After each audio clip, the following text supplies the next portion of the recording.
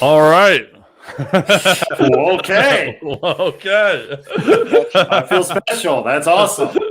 Thank you. Welcome, everybody. Monday night. It's time for Bring It. How is everybody doing out there in the sports world? I'm your host, the Big Dog. With me tonight, we got my boy Felix. What's up, Felix? What up? What up?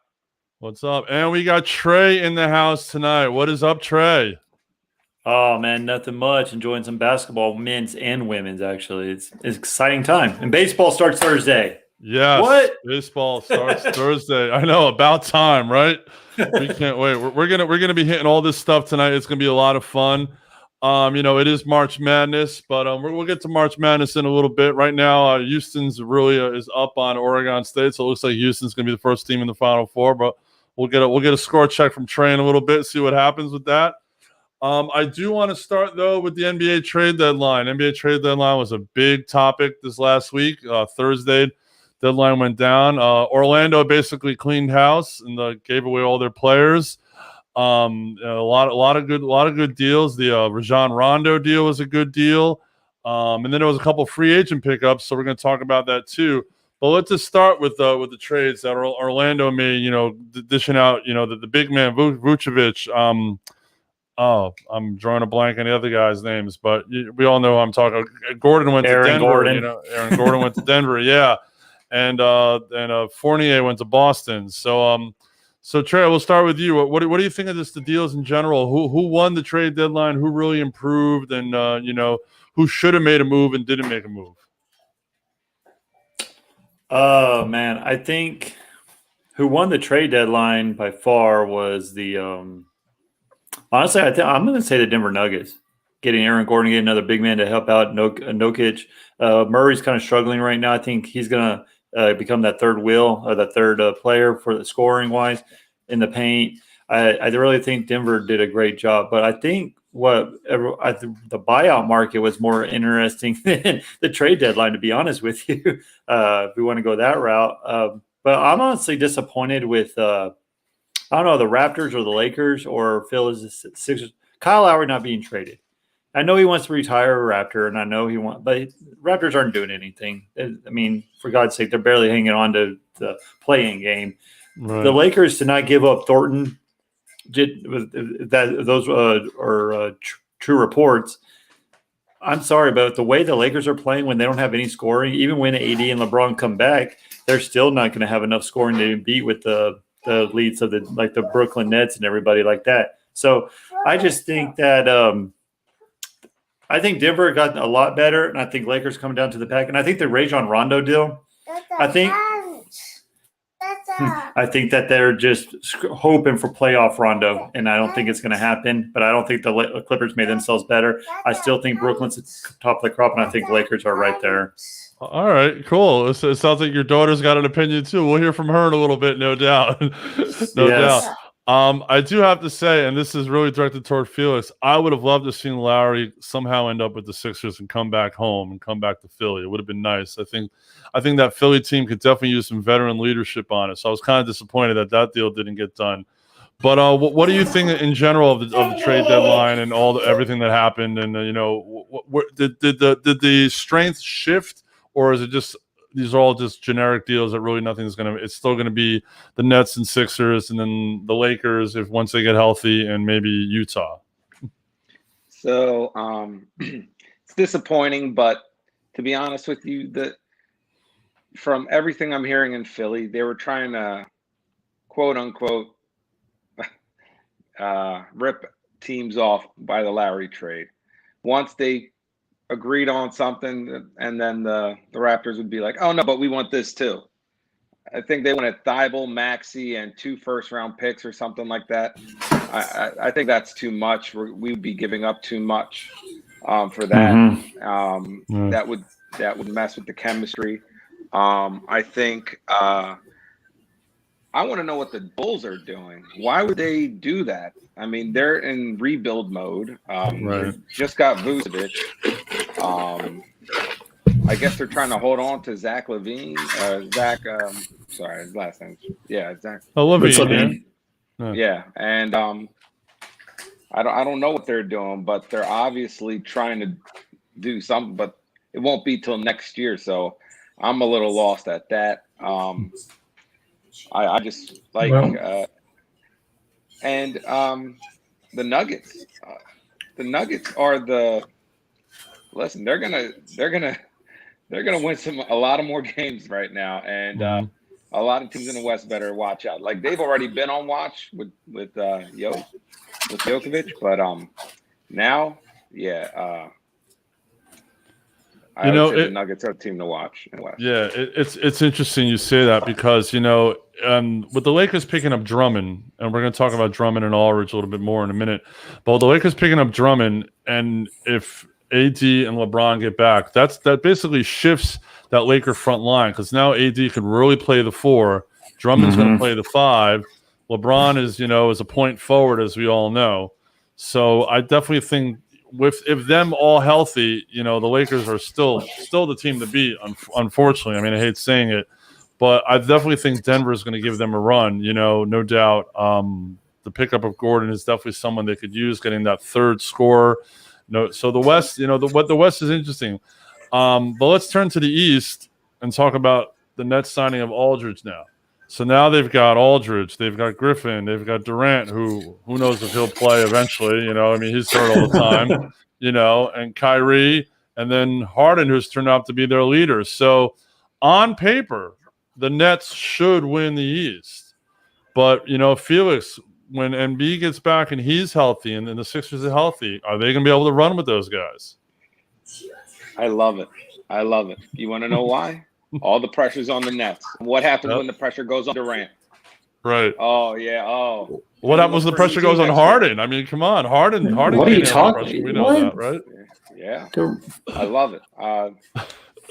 They have so many superstars where as though they have to win to prove a point. Right. Sixers just go out and play some D, which we know the Brooklyn Nets don't. Mm-hmm.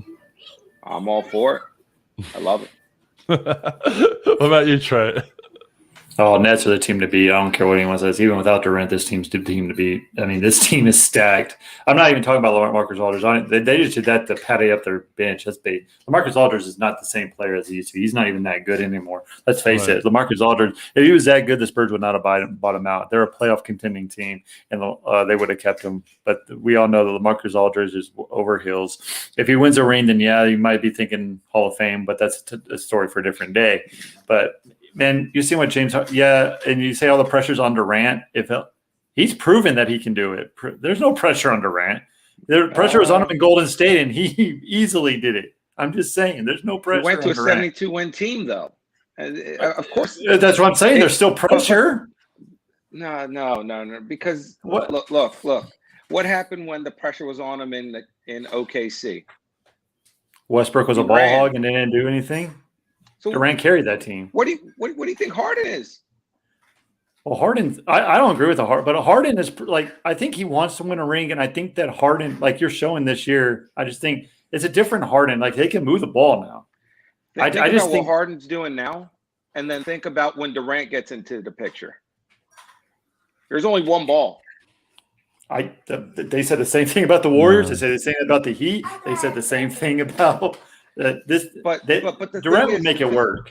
But the thing is, you got 3 prima donnas on the team. Kyrie wants the ball, Harden wants the ball, and Durant's going to want the ball. Out west, Steph didn't mind because he's going to get his. Clay is going to get his. Draymond Green doesn't care. He'll play defense all day. Mm-hmm. You won't get that with the Nets right now. No, that's true. The Nets are not playing. They're not playing playoff defense, and that's the point. Well, I think, but I think all the pressure's on Harden. I think Harden is very instrumental in making these deals because Harden knows. Kyrie's got a ring. Durant's got 2 rings. Harden knows his legacy is tarnished if he doesn't get a ring, and he knows that he has disappeared in the playoffs. So this is all for James Harden. This whole thing is for Harden to get a ring. He gets a ring, he'll be happy, especially with the way he pulled out of Houston, the way he acted to get out of Houston, to build this super team. And then if he doesn't win a ring, forget it. He's going to be the laughingstock of the NBA. So, all the pressure, as you said, Felix, all the pressure is on Brooklyn, no doubt. no doubt. Yeah. I honestly, I think it's on. Like, Kevin Durant has no pressure. Kevin Durant, I agree. Harden's the one because there's no excuses this year. He doesn't have to carry a team this year. He doesn't have to carry. He has all the superstar players that he wants. It's on Harden to show up in the playoffs. Yeah, he'll do it the first round, maybe in the second round. But when it comes to Game 6 elimination, we all see what he does in elimination games. They had the Warriors on their ropes in Game 7, missed 27 straight threes. And Harden was the leader of that caliber. You don't give me Chris Paul. If Chris Paul was playing, they wouldn't because they missed 27 straight threes. I'm just sick of that story. But anyway, I just think, well, the Philadelphia 76ers, they have to prove to me they can win on the road. I mean, they haven't been constantly doing that either in the playoffs. And they're not a very good road team in historical past. And can you trust Joel Embiid to stay healthy? And Ben Simmons can't shoot outside the paint. So, no, I just don't. At all. He doesn't shoot at all. Okay, let's get that straight. He doesn't shoot. And that blows me away. His talent level, and he can't shoot. Like, it blows me away. Unreal. Yeah. I just by that process of elimination, I just think since Kyrie's been there, done it, Kevin Durant's been there, done it. I just think that I think they're the stack of the East. Even without Durant, I still think they'll beat the Philadelphia 76ers. But playoff time's a different beast, it just is. But I just think that until they prove me wrong, and I trust me, when Harden went to this Brooklyn Nets, I did not believe it. I was like, this is the stupidest thing ever because they're all about ball movement and James Harden's dribble. But you know what? He's put himself in the MVP category and they're winning games. They're beating the cream of the crop right now too without Kevin Durant. So I'm just saying playoffs are a different animal. I'll give you that. They have to get it done. All the pressure is on the Nets, but I still think they'll overcome and do it. So I think the Nets would have to score 140 plus to beat the Sixers. They can easily do that. But, I don't know. I don't know because the Sixers actually play D. They play D. That's true. So if the Sixers could hang with them around 120, something like that, then listen, Blake and Aldridge can't cover Embiid. But you're right. Maybe 3 years ago, if this team was constructed, they would be a powerhouse. Well, how about DeAndre Jordan? What about it? What about it? I agree. You're naming a big man for the Nets. He's not even. Those two aren't even starting. Right. I don't even know why he's that big of a deal. I mean, he's just a roster spot in my eyes. I mean, he had 2 glorified years in the Clippers, and after that, we saw what he did with the Dallas. But he got paid though. He paid, so good for him. Yeah. wish we could all get paid like that. That would be so bad. Nice. That would have been so bad. Well, it's interesting how the Eastern Conference. If you look at the Eastern Conference, and you've got Philly and the Nets, and then basically 3 through 8 keeps on just shifting and changing every day. It's a different team. The Heat were in 4th the other day. Now they're in 8th. The Knicks are all the way up in 4th place. They were in 7th the other day.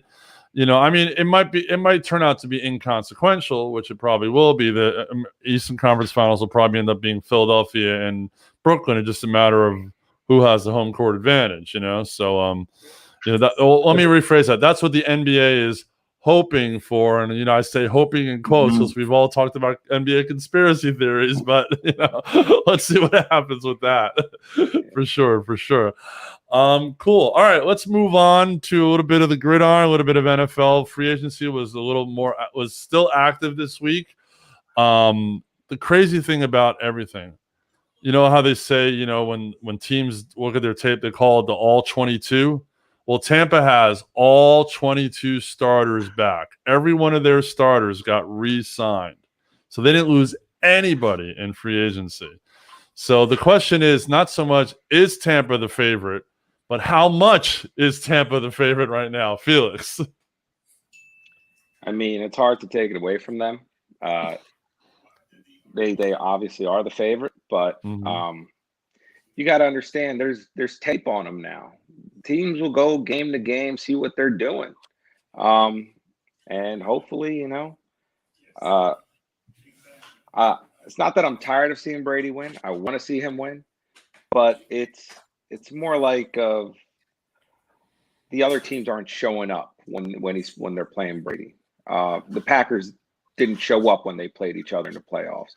I was hoping for a good, solid game, but would Rodgers throw 3 picks?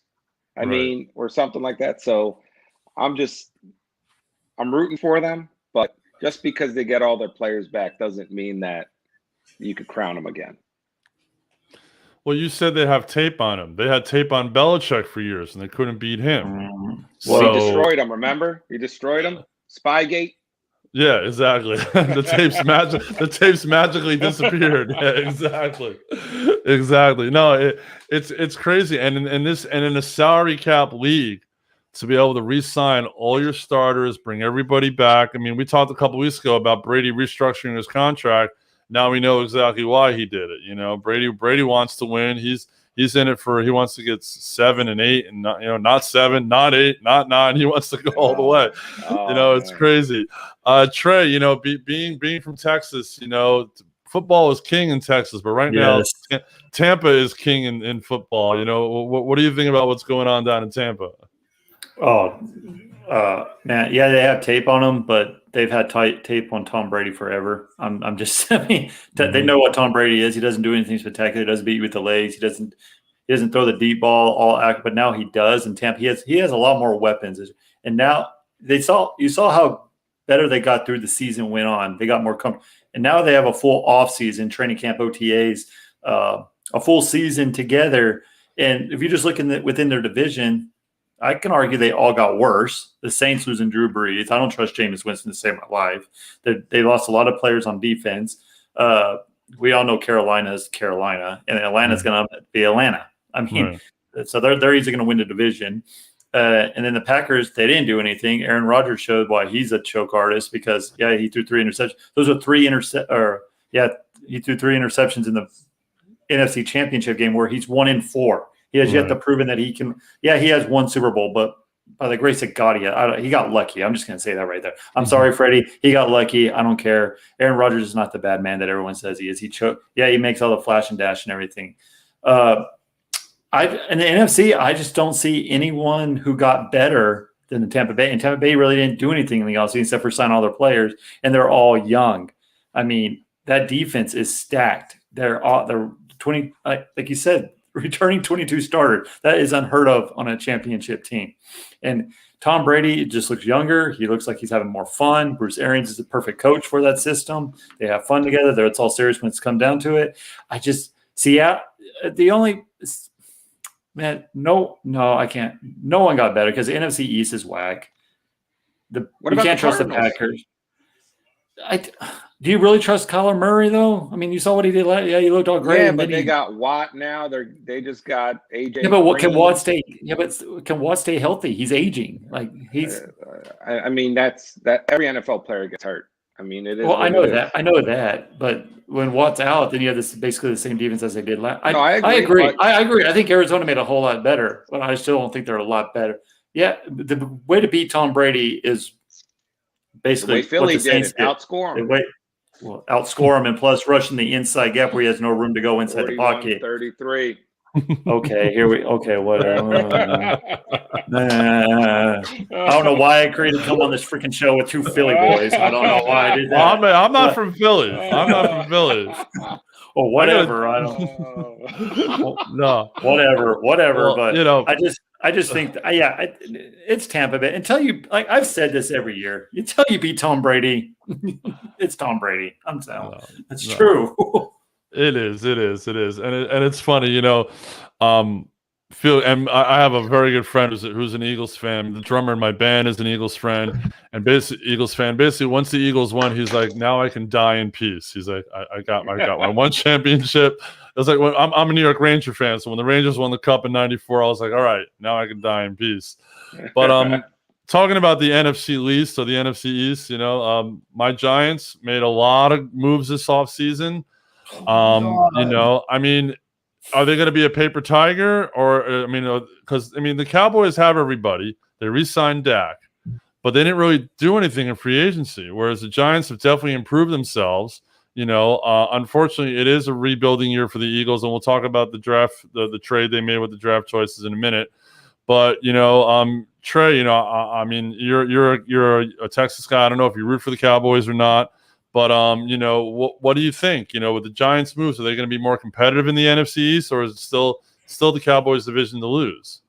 Well, I mean, let's just be honest with ourselves. Everyone's competitive in NFC East. I mean, the Cowboys were all the way. They lost 6 straight games, and they're still right there. 1 game, 2 games, but they had a chance to make the playoffs. I mean, it's just ridiculous.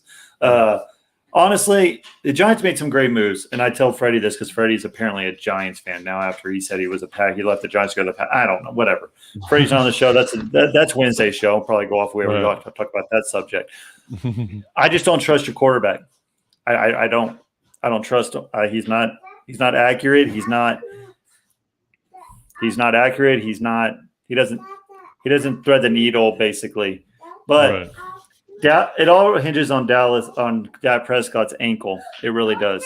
Because they got Dan Quinn as a defensive coordinator.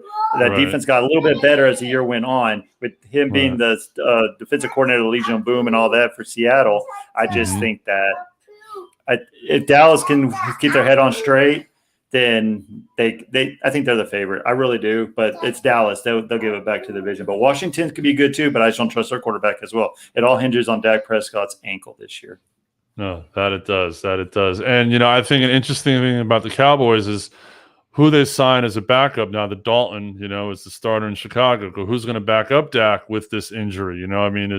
They had that rookie last year, the Mucci or whatever his name was. Mucci, baby. I would have kept. He played good. He played good as one start. Yeah. But Felix, I want to go back to you. I want to talk about the trade the Eagles made. Trading down, obviously proving and not proving that's staying with the statement of Jalen Hurts as a starter. So obviously they're not going to draft the quarterback. So they trade down, they get some more picks. So at 12, should the Eagles, and I think they should, go after one of the big wide receivers in that spot? Okay, so let's start from the beginning. All right. The Niners moved up to 3, traded with the Dolphins, and then the Dolphins traded with the Eagles. The Niners gave up 2 first-round picks on top of this 12th pick, and I believe a second and a third. Right. The Eagles moved back and only got an extra first and I believe a 6th or something like that. They swap a 5th and a 6th. Right. Why? We could have got so much more. I'm reading this trade. I'm like, the Dolphins moved back 3 spots and got an extra first round, second round, and third round pick out of this. And we're stuck with a pick next year. And then we start hearing rumors because what they want for Deshaun Watson, right? Right. 4 first-round picks. We have the verge of having that 3 first-round picks next year if Wentz plays well, or whatever if they make the playoffs.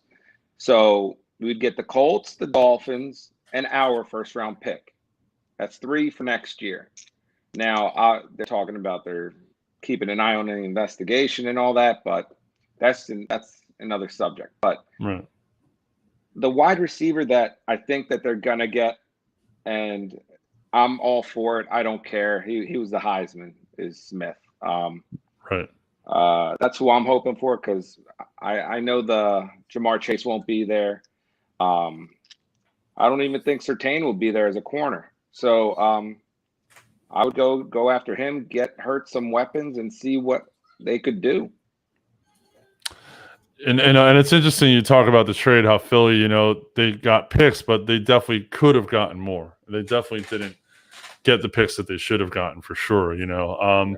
It's interesting with San Francisco moving up to the 3. Okay, so now we all know Lawrence is most probably going to go 1. It looks like the Jets are in love with this kid from BYU. I don't know why. I don't know why either. I don't understand that. That makes no sense. But it's that's the Jet name this year. Exactly, and that's what the Jets do. They always go with that. They did it with Sanchez. They've done it for years and years and years. And when Andrew's back next week, he'll talk more about that, I'm sure. So Frisco at 3.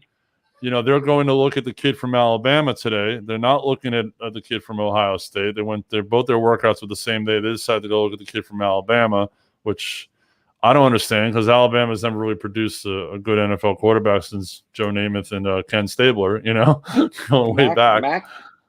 Mac Jones. Yeah, I'm sorry. Right. Mac Jones was supposed to go 15 to the Patriots. Right. Exactly. So why are you trading up? I don't know. There's been a lot of talk. I mean, who knows? Maybe they don't like him. You know, they're trying because Garoppolo's in the last year of his contract, and they don't know if we're going to re-sign him because of Garoppolo's injury track record and all that stuff. It's crazy. It's crazy, and I think there'll be more movement in the first round. You know, I mean, we still got a month before the draft, that type of thing. So you know, Trey, we got a score update for us at all up there? Oh, it's over. It's 14 minutes left. Houston 42, Oregon State 27. Wow. All right. So put the Houston Cougars back in the Final Four since Phi Slamma Jamma. Wow. I remember that. All right. Cool. Chris, we get that top 5 graphic up if we could. I want to do a little top 5 list. There's been it's such a passing game. You know, the next one, it's such a there we go.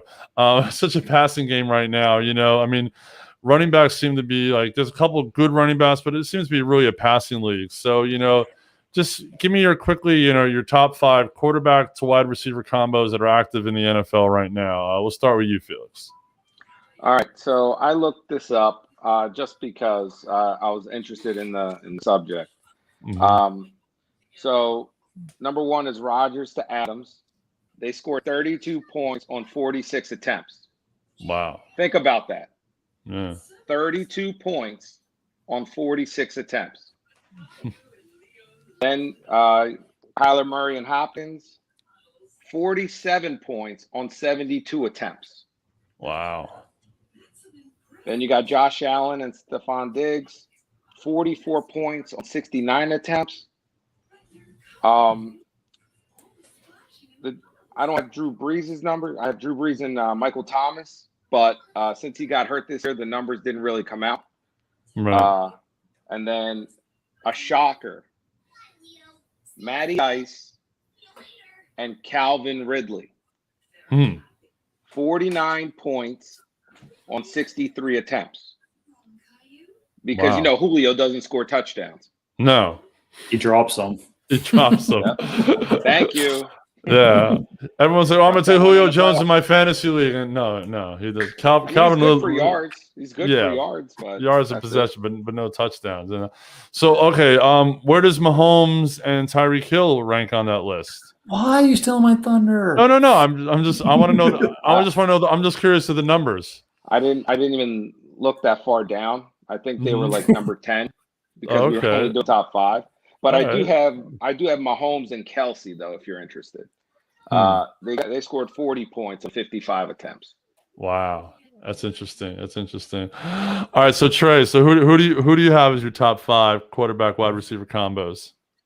Man, Felix got number 5 right. Matty Ice and Calvin Ridley. That's kind of a sleeper one. Calvin Ridley had an outstanding year this year. Number 3, I'm going Kyler Murray, Deshaun Hopkins. Number 2, Patrick Mahomes, Tyreek Hill.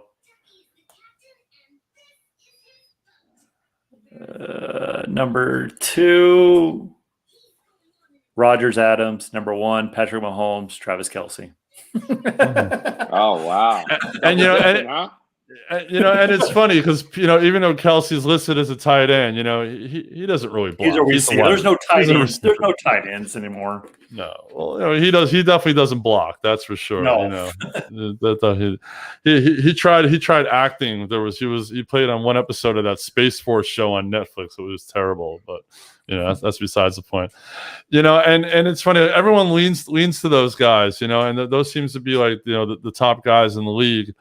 But I would also put in there Russell Wilson and either Lockett or the other guy. He was number 6 for me, Metcalf. Yeah, and Metcalf. Because Metcalf's he's got length. He's got height. So I think that they're definitely one of the good combos to beat. And watch this year. I think Stafford and Cooper Kupp are going to be a really good combo out in LA this year. I really, really do. I mean, I think I think a lot. Stafford's going to play at a different level with this offense and this being out of Detroit. I think it's a mindset. Detroit's a mindset. So I think Stafford's going to put up some really. He's always put up numbers, but I think he's going to have a good year, especially with a slot guy like Kupp. You know. Well, I agree, but Coop's knee, man. I don't know if he's ever going to recover from what he was. That's what's scaring me a little bit. But it is the second year coming back from his ACL tear, and they always say his second year is always first year back. It's kind of feeling it out a little bit, trying to get comfortable back in it. But I think the second year is really going to tell if he's really going to come back or not from it. Right. I agree. I like Coop. I like Coop and Stafford, but you said active, and they haven't played anything yet. Yeah. So my thing with the Rams is they don't really have a good line. That's why Jared Goff fit in there so well. They did so many bootlegs, whereas though he was out in the open a lot. Right. Now Stafford doesn't run, so it would be interesting to see how the line holds up. The offense worked because they could get by not having a great line because Goff had a little bit of speed. Stafford has no speed. He actually moves backwards. So, yeah.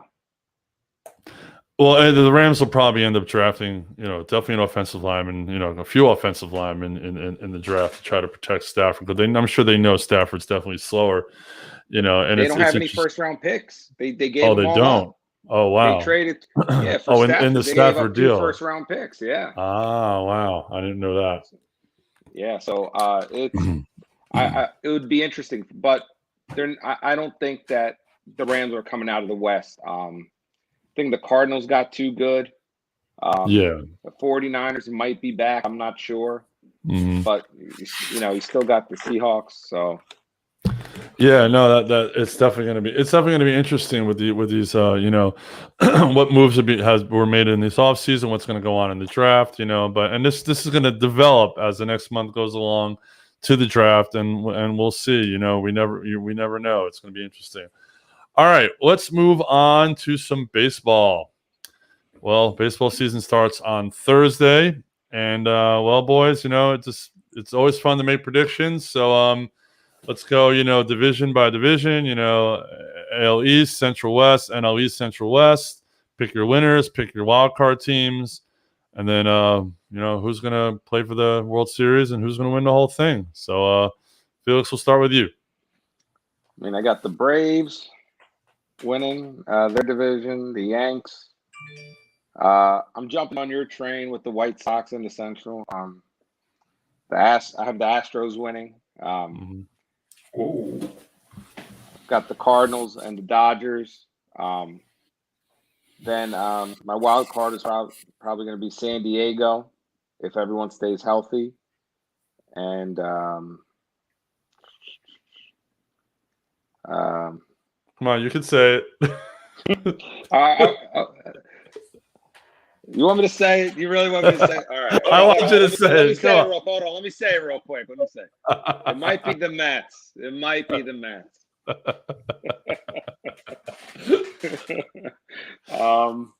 But at the end, I think it's going to be the Yanks and the Dodgers, and I think the Yanks are going to put a whooping on them. Nice. Old school matchup, man. Yankees and Dodgers. Fox would love to have Yankees and Dodgers in the World Series for sure. Yeah. All right, Trey, what about you? You're who do you root for in baseball? Baby, Bronx Bombers, baby. Okay. Now, are you originally from Texas? What's your connection with the Yankees? I'm actually from New Mexico, so we don't have any professional sports teams or anything. So my grandma used to watch me a lot. Sorry, can you mess with there? Okay, so my grandma used to watch me a lot, and her favorite teams were she loves sports, and the only teams on were the Yankees, Rangers. Oh, no, right, Yankees, Cowboys, and Lakers. So that's what I grew up with. So and since she passed away, I got to carry on the tradition, But everyone says I'm a front runner. I'm like, yeah, but I've been with these teams my whole life. I didn't just jump on them. Like I was with the Lakers when Kobe, we had this Sasha Parker and all that, and I was with the Yankees when they didn't make the postseason forever, and Derek Jeter's last year. I've been through some struggles, and I've been a Cowboy fan since they haven't won a Super Bowl since my sister was 1 year old. She's 26 now. So, hey, at least we still. I got to witness 3 of them, so that's all good. But I want one more. Pop that VHS tape in. It's exactly like it's all fuzzy and like. But no. Okay, so my prediction is American League East, Yankees. If they stay healthy, they're the class. But I wouldn't sleep on Toronto. But I'll go to them in a minute. AL Central is White Sox, and then I'm going to surprise a lot of people. I'm going Oakland A's in the West. They seem like they're always there for some reason with the lowest salary cap. Right. And then the wild card for the AL, I got Toronto.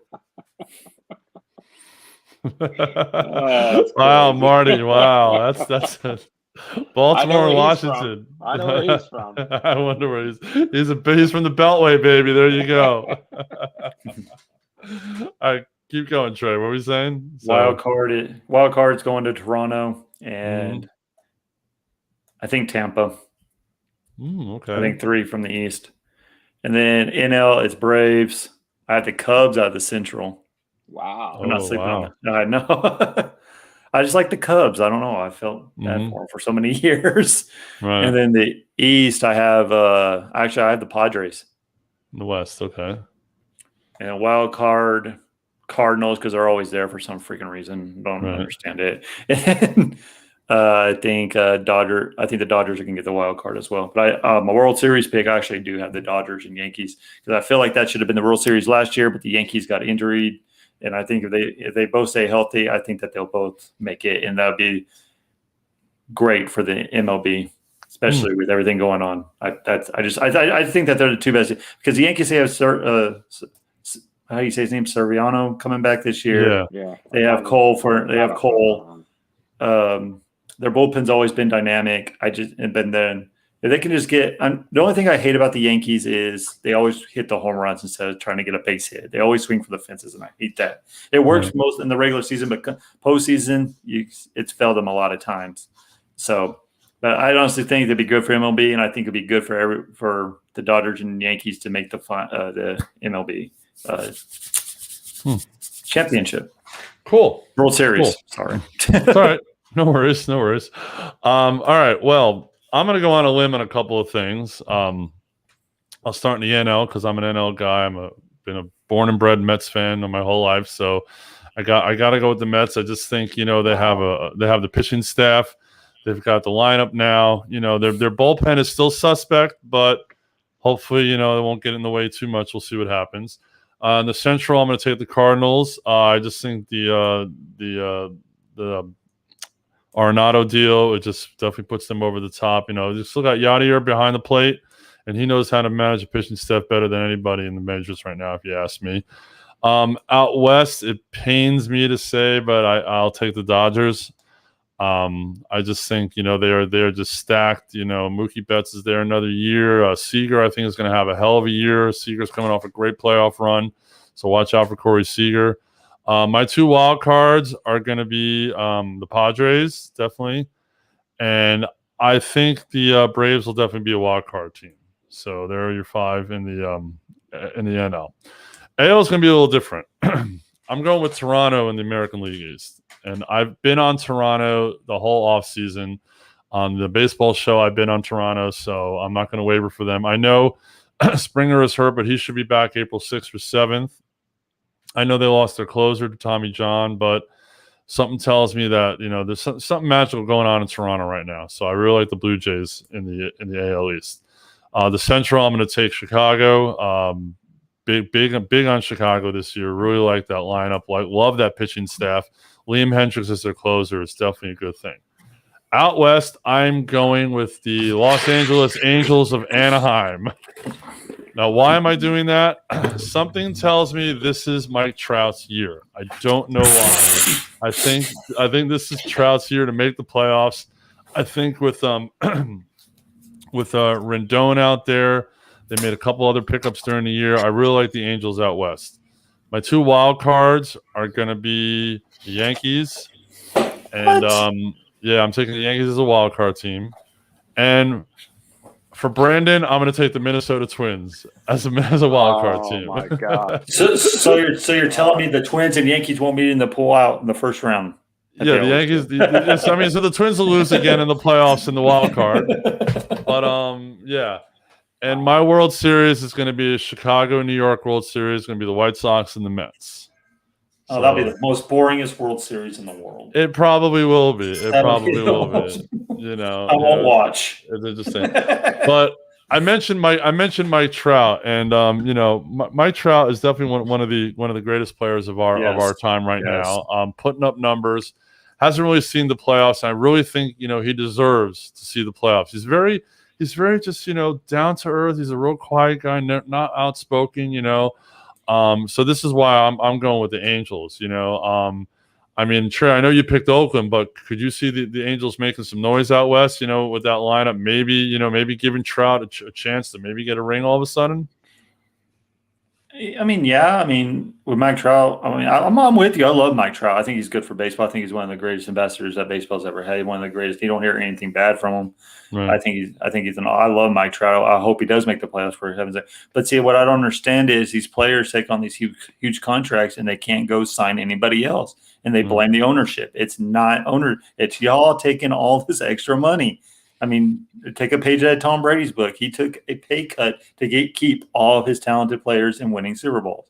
That's why I don't like Aaron Rodgers. He will not take a pay cut or restructure his contract because of it. Now, Mike Trout, I know baseball doesn't have a salary cap and everything, but when you sign a player to that contract, you're not going to get a lot of players in return unless you're the Boston Red Sox, the New York Yankees, or Dodgers. Therefore, you're just not. But honestly, I mean, I think that they can do it. I really do, and I hope they do. But year after year, I always want them to do it, and they always falter, and they don't give it to me. So, right. But I'm with you. I hope he does, and I hope he does finally make the playoffs. But I just don't think it's this year. So about Trout, he was offered that contract a year before he was eligible. So that's on management. That's not on him. If someone comes out to you and gives you $500 million, are you not taking it? Well, honestly, you know what? Honestly, I don't know because I'm not in that situation. I don't know how these players think. But me personally, I would think, well, you tell me you can't take care of your family for $10 million? Are you kidding me? And then he's going to get all his endorsement deals. Listen, he's comfortable in LA, right? He's comfortable. And the only reason he got that deal is because Bryce said we're going to bring him to Philly if he doesn't sign. And then word got around to LA, and guess what? A week later, he got $500 million. Right. But that's what I'm trying to get. And we've seen how good the Philadelphia thing is for Bryce Harper. Right. His team, but you got to understand, they also signed Pujols. They've had Pujols on the team the past 10 years. An aging Pujols. So it's not, but he signed a 10-year contract. Right. And they knew what they were doing. They've got money. They just signed Rendon. They've got talent. They just what's that Asian player's name they got from Japan? Ohtani. They got Ohtani. They got a team. They got more than the Phillies, and they're putting out way more money than the Phillies. So they have a team. Right. They have a chance. And Aaron Rodgers, when you brought up Aaron Rodgers, I agree with you to an extent. But the way quarterbacks are getting paid now, that is a team-friendly deal he has. It is. Look at what Mahomes got. Look at what Prescott got. And Rodgers is better than Prescott. That's for sure. Well, if he wanted more money, he would get it, hands down. The Packers last year took their second-round pick and got a backup quarterback instead of getting him more help. Actually, it was our first-round pick. First round pick. Oh yeah, you're right. You're right. At the end of the but the things with those contracts, if you look at Patrick Mahomes' contract, it looks heavy, but it's actually team-friendly and it helps them keep their players for the next couple of years. Yeah, that's what. And Dak Prescott's contract, that's mostly first-year money. But think about what you're saying, right? Because Tyreek Hill earlier this week or late last week said, once I sign the deal, I'm not restructuring.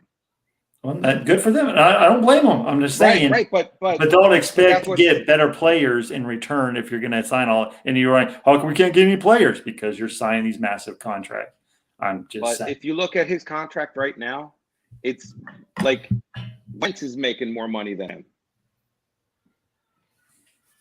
And he's way better than Wentz. No. Oh, I didn't understand why y'all signed Wentz to begin with, but whatever. Let's just. Well, we're talking MLB. Yeah, they're trying to be ahead of the game, but they actually fell behind the eight ball. So it is. It's another day in Philly. Another day in Philly. All right, a little score update here. Houston is up 52-42 with 7.5 minutes left. So, they came back. Oh, it's 52-44 now. Okay, getting there. Well, crap! Now I got to change it to that game when I'm watching a great women's championship game. Well, you got the women's game's almost over. You can be able to switch back. Oh, I know. Cool. All right. Well, let's move on to some March Madness, if we will. Thank you. It's been an interesting tournament to say the least. A lot of first and second round upsets. The Sweet 16 was pretty decent. Oral Roberts almost beat Arkansas the other night. I thought that shot went in. That ball did. That ball was in. I couldn't believe that. Oh my God. It looked like it just died right before it got to the rim and fell short. I was like, that was. He thought it was in. Everyone thought it was in. That was crazy. If it was from the top of the key, it would have hit off the backboard and went in. Yeah, no, it was definitely that was definitely the moment of the Sweet 16. UCLA winning last night after Alabama tying the game at the buzzer. UCLA dominating in overtime. Alabama basically lost that game at the foul line last night. I think they hit 11 of 25. Yeah. So you're not going to win games in the tournament hitting foul shots like that. So at this point, we have our Elite Eight. Looks like Houston will probably win. So let's just pick the other regional final games and see who's going to end up in the Final Four at this point. So Trey, I know you're the big college basketball guy, so you go first. I wouldn't say I'm a big college basketball guy. I just like March Madness, and and you can prove on my bracket that people who study for this do horribly, and people who don't watch do a lot better. Exactly. Because I watched every freaking conference tournament game. I watched everything. I did stats. I didn't fill out my final bracket until midnight of Thursday night, and I'm dead last in a lot of my brackets. So, but my Final Four, I think Houston's going to hold on and win this game. Mm-hmm. And then the next game, I think Baylor's going to beat I think that's going to be a phenomenal game. Both teams play defense really well. But the key aspect is Baylor. They went cold from three last night. The last game. I don't think it's going to happen again tonight. I think Mitchell, Butler, and Teague are going to go off tonight. And Vittle in the middle is going to have a dominant game. Arkansas cannot get behind. They can have these sloppy first half, especially with a team of caliber as good as Baylor. So I think that Baylor will overstride. I think Baylor will go to make it to the first Final Four. But who knows? Baylor. This is the first year. I mean, Baylor's never made the Final Four since in a long time, since 1950 or something like that. They always choke. They're kind of like the Gonzagas. They always disappoint you whenever they have a good team to get there. But I think Baylor has it this year. I think they have the senior leadership, and I think they'll finally do it. I think,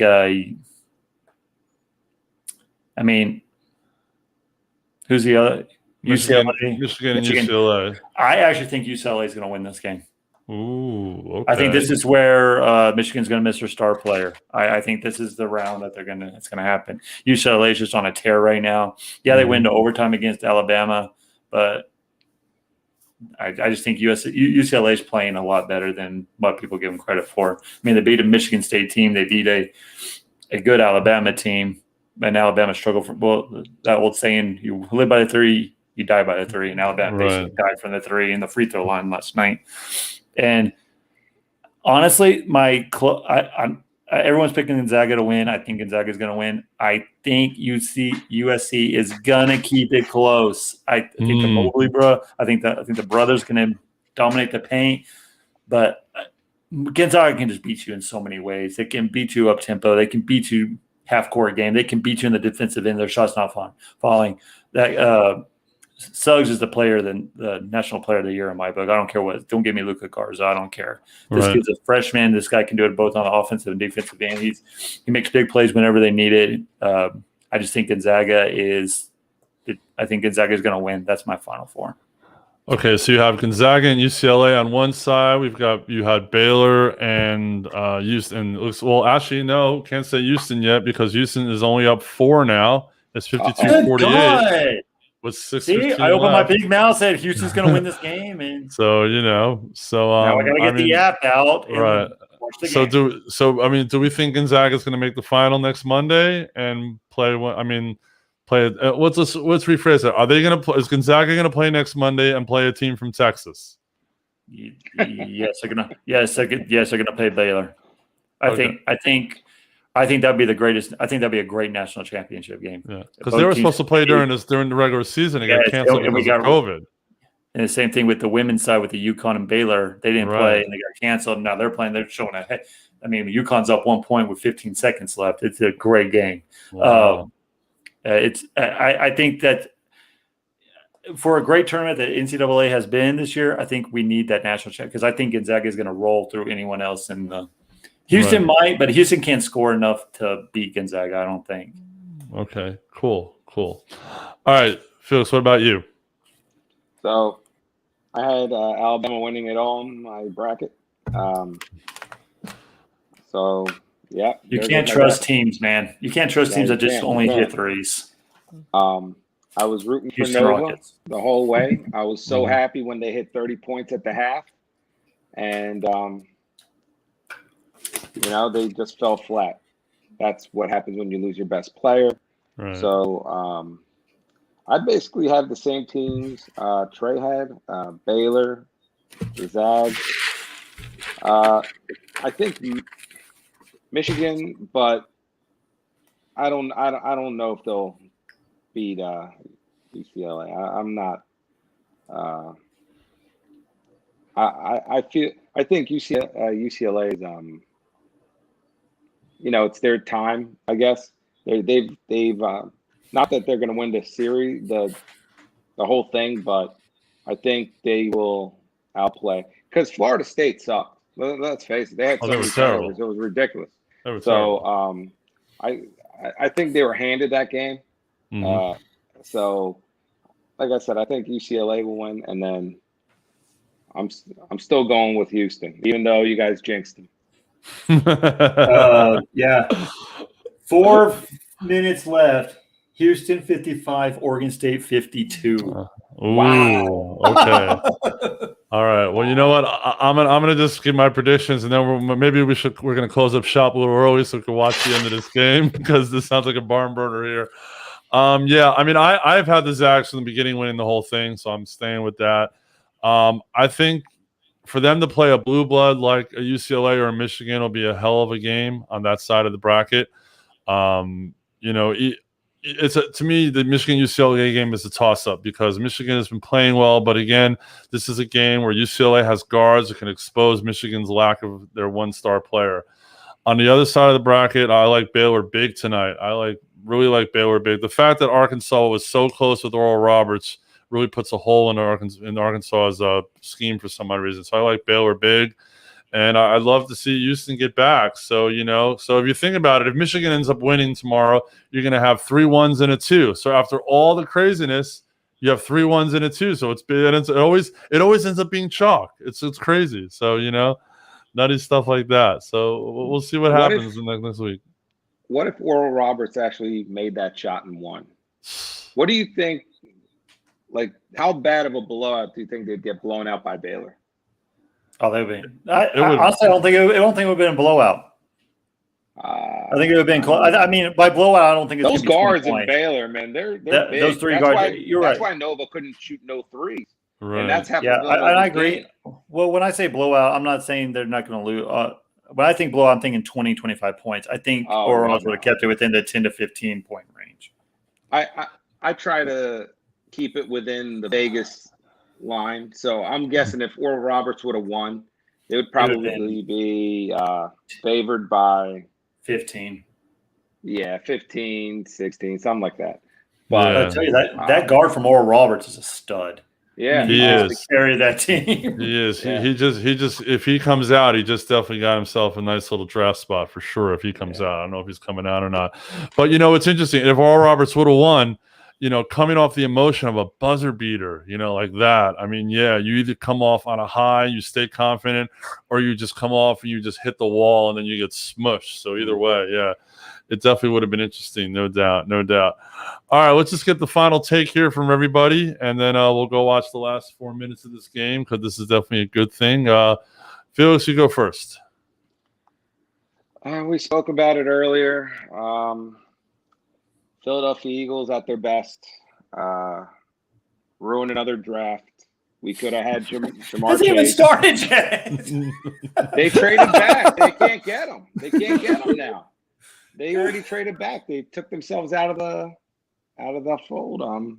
So instead of getting a blue chip player, now we're gonna have to rely on who falls to us. And the bad thing about that is Dallas picks 10, Giants pick 11, and we pick 12. But knowing that Dallas takes players out of spite, that might help us. So I think Dallas is getting we'll Surtain. To be honest, I think they're going to go get another wide receiver. Well, they do. That's what they do. If they do, I have to go buy a brand new TV because my TV will be broken. So again, Howie Roseman, the Eagles GM, thank you for ruining this draft where we had the 6th pick. So losing that last game when we took Hurts out to get the 6th pick, get an extra first-round pick. Well, and you blew it. That really paid off. Well, the thing is, if the Giants would have caught that one ball, they would have won the game. But exactly. Exactly. Don't blame the Eagles for letting the Redskins. No. I think the Redskins played a better game than the Giants would have against Tampa. Oh yeah, definitely. Yeah. Washington's defense is for real. That team is really. They'll keep them in games this year. Rivera's always had great defenses. Yeah, that's for sure. So, all right. Yeah, that's cool. my take. Awesome. Well, sayonara, Howie Roseman. Oh, it's tied. Game, Philly. Another day. It is now 13-3. It is now tied up. Wow. All right, Trey, what do you got? Last chance to bring it. So wait, I'm kind of new to this show. What, like anything I want to talk about? Yeah, just your last take. Whatever your last take is. Whatever you have. Or you could just bring your daughter on camera. We can wave to her. What are the other? I'm actually, since we don't cover it, I'm going golf, baby. Okay. Wow. I'm going golf. Masters next week or 2 weekends. Week after Easter. Yes. I am picking Jordan Spieth to wear the green jacket and come out of his funk. It's going to come down to him and Rory McIlroy. Ooh. Okay. What's his number? Do you know? What's he scheduled at? Like, what does Vegas have him at? I don't look at Vegas. I don't care. I'm not a gambling man like y'all. But another since we didn't talk women's basketball, and I actually kind of watched a little bit of it. Mm-hmm. Man, UConn just beat Baylor by 2 points, and they'll move on to the Final Four. Wow. Texas is going to upset number 1 Stanford tomorrow night to go to the Final Four when no one picked them. Hook 'em orange, baby. I'm out. All right. We'll see what happens. My last take is just I'm just baseball season's always been a real opening day is a real big thing in my family. Always been a good time. My dad and I would always sit and watch opening day, no matter who's playing. We'd turn the TV on. Him and my mom are away for the week, so I won't get to watch. I didn't get to watch last year with him because of everything. So this year, but just I always like to put myself in front of the TV opening day, and I will. There's 4 games on ESPN, and I'll just be playing it Thursday, just watching baseball all day. So here's to the crack of the bat, the smell of the grass, and here's to a good baseball season. So take me out to the ball game. Cool for that. All right, well, everyone, thank you for watching. Thank you for coming. Felix, thank you once again for hanging. Trey, thanks for filling in this week. Really appreciate it. And y'all brought it, and we'll bring it again next week. Real Talk is up at 9:30 Eastern, 8:30 Central. And let's go check out the rest of this game. We're out. See ya. Peace out.